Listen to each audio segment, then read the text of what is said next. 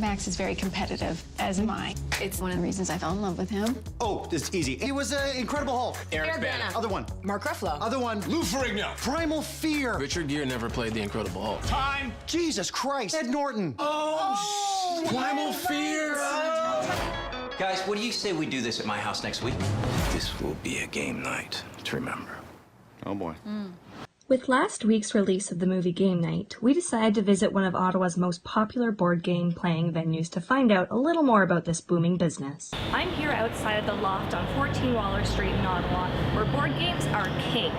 Here, customers are welcome to bring their loved ones for a night of fun, family, friends, and a little friendly competition as well. We spoke with co-founder Mike Hopkins about the monopoly his business holds in the board game industry in Ottawa. We probably have more games here than most people have at home, and games aren't always cheap these days, so if someone wants to have access to 1,000 board games, including all the newest stuff, they can either go out and buy them themselves or they can come here and do that. And we also have the game gurus who are our experts in terms of recommending games, teaching people how to play games. So if you don't want to sift through the rule book, we'll also be able to help you out with that as well. And get you some, interesting food and drinks while you're playing too. You know what? People always ask if we've had people get really upset or flip the tables or anything like that, but we've never seen in 4 years, we've never seen anything like that at all. Nothing's ever gotten out of control in terms of a bit of yelling and screaming and people getting really excited, but nothing in terms of anything too crazy. We don't really push games that have a King of the Hill style thing like Risk or Monopoly. Those are old-fashioned games, and we don't really push those things. Anything that involves player elimination, not really a good game in our books. It's hard to pick a favorite board game. I'm a big fan of the Game of Thrones board game if I want to play something really strategic that takes 5 hours to play.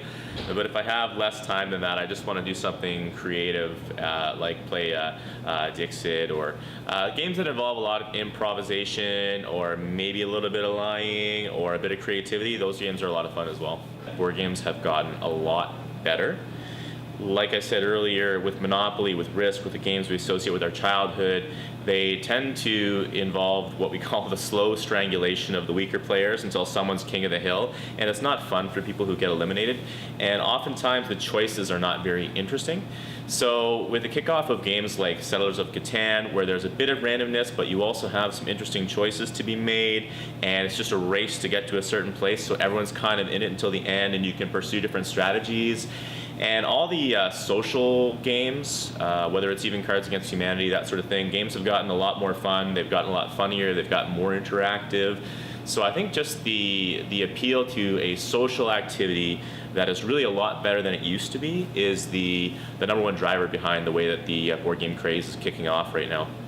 So while some people say that board games might be a bit of a trivial pursuit, here at the Loft, clearly they have proven them wrong.